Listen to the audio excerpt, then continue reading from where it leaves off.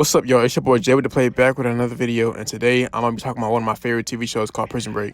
So Prison Break is a TV show about a guy named Michael Scofield who breaks his own brother out of prison because he was falsely accused of a crime. So when I first saw this show, I didn't really pay it that much attention. I remember like my girlfriend was watching it in the background and she was into it, and I was just sitting here on my phone and not really paying attention to it until I saw like one scene, and then I was like, dang, this show kind of interesting. And that's the moment I started to really get into the show. So season one, I was brand new to the show. I was just coming off of watching my little drug dealer show. So watching a show like this without no drugs or violence that much, it was kind of like different, to be honest. Normally I'm a fan for all the little drug dealer TV shows like Power and all that, but I'm not here to give you no 20-minute breakdown on everything that had went down here. I just want to give you a little quick review of it. So season one was good, to be honest. It's like my second favorite season. Overall, it is the best season, but my favorite season is season 3. So it definitely shows you how corrupt the government can get and how far the government can go to silence somebody. Kind of like how in real life, how we be seeing these celebrities that be getting killed after exposing some stuff.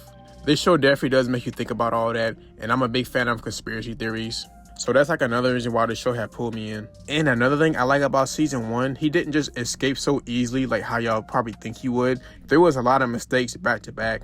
Like at the moment you probably thought that he would have had got out, he didn't got out. There was a mistake that had happened, and it's not like normal shows how they just showed the main character getting whatever he want. The main character is just so flawless. They actually show a lot of mistakes, and there was a lot of setbacks doing this too, and people got caught and almost had got caught and all that. I just like how they didn't follow the typical protocol of the predictable TV show stuff on like how at the beginning of the season everything has huge problems going on, and at the end of the season everybody gets their way. This show definitely doesn't do that. It definitely has plot twist every single episode too, and not just a plot twist at the end of the season and then the next beginning of the other season. It's like, oh my gosh, like every episode there's like a huge plot twist. Especially if you like shows like Money Heist, where like, you know, like The Professor, where he knows everything and all that. That's kind of like how Michael is. He had his entire body tattooed of the prison blueprint so he can escape. But like other people ended up finding out that he wanted to escape and all that, and it's like he had to like deal with all that. Like that's crazy. But to be honest, I really don't have anything bad to say about season 1. Normally, I be trying to find little ways to make fun of the shows and like crack jokes and all that. But this is actually a pretty solid season. Yes, it does have some little points I can like point out and all that, but it's not that big of a deal, to be honest. So season 2 was pretty good. It was really just a cat and mouse game between Michael and Mahone, to be honest. I just kind of found it kind of crazy how T-Bag was the only one that was able to like commit so many crimes while on the run, and he was the one who ended up with the money. And it's like, bro, he's out here killing people and this and that, but then Michael and Link were the only ones that were being chased like dogs the entire season, and they barely even did anything. So Michael kind of met his match with Mahone with being the smartest guy out there. Mahone was definitely just a little bit close to him. Michael was smarter at the end of the day, but seeing him and Mahone go back to back was kind of fun. Just seeing two smart guys outsmart each other. Everybody else's storyline really don't matter, to be honest. Yeah, like Sucre with the whole Monty Cruz thing, you know, C-Note with his family thing and all that. Like if we're keeping it real, the real storyline behind season 2 was just Michael and Link being chased by Mahone and them just dodging him. Sucre low-key was kind of getting on my nerves with the whole Monty Cruz thing. Like, bro, you were on the run. The last thing you need to do is try to travel across the world to a wedding and all that. People might know where you at all times. At some points, he was kind of doing too much with that. But then again, I do understand, like, that was his wife and all that. C-Note's storyline kind of ends at season 2. He doesn't really come back until, like, season 4 or season 5 or something. For some reason, he just kind of, like, left the show. T-Bag, we're just out here killing people, just getting away with everything. John and Bruce, he kind of made me mad because he had all the chances to like get away, seeing how he ran a whole mob, but he still decided to get revenge on somebody that had told on him, and that ended up getting him caught. But don't just only take my word for the show. If you watch season 2 does have some iconic characters and scenes, like the 13 Crazy storyline, that was pretty good. Link and his son storyline, that was pretty good. And then the Bellic storyline was pretty funny too. And then the crazy thing is, after all that stuff in season 2, they all ended up in jail together. Everybody that broke out together ended up in jail together. Almost everybody, because some people did have died, but they ended up in jail together at the end of season 2. Like, I like how they did. Season 1 was them breaking out of prison. Season 2 was them being on the run of prison, and now season 3 is they're in another prison. I actually found that kind of funny.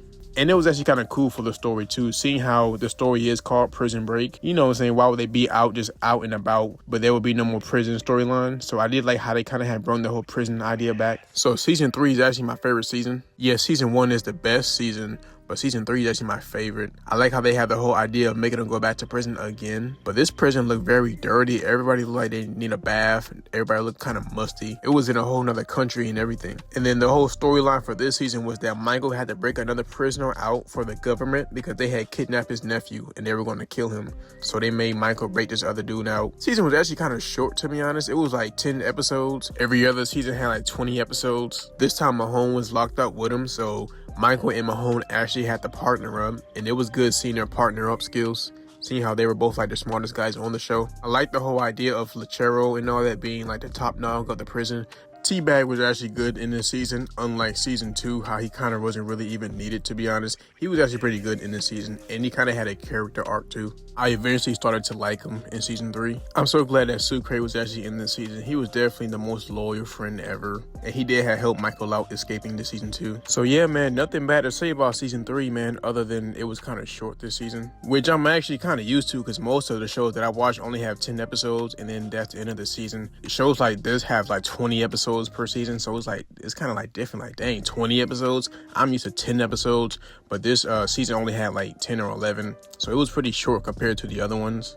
And this time, Michael's brother was the one that was out of prison, and Michael was the one that was in prison. And then Michael's brother, Link, had to help him break out of prison this time. So it was nice to see that little switch right there, how they kind of changed spots in time. Now, Link is the outside brother, having to help the other brother get in, even though Michael was still the brains of the show. Other than that, it was a pretty good season. So season 4 kind of felt just a little bit dragged out. They low-key could have kind of ended the story at season 3. The ratings probably were still good for season 3, so they made another season. This season was good, though, not gonna lie, but it was kind of too dragged out, and it was kind of long, to be honest. There were some good plot storylines, like the whole Mahone and his son storyline thing, how his son had got killed and he got revenge for it. Sarah Tancredi still being alive after making us think that she was dead for season 3. Them having to work for the government and help the government out. The whole mom plot storyline, so it turns out that their mom was still alive the entire time and they got to see their mom. And then it turned out that their mom was a big evil lady and they had to even go against their own mom. It was crazy because in season 1 they had saw their dad, and now in season 4 they saw their mom. So like, I like how they kind of had waited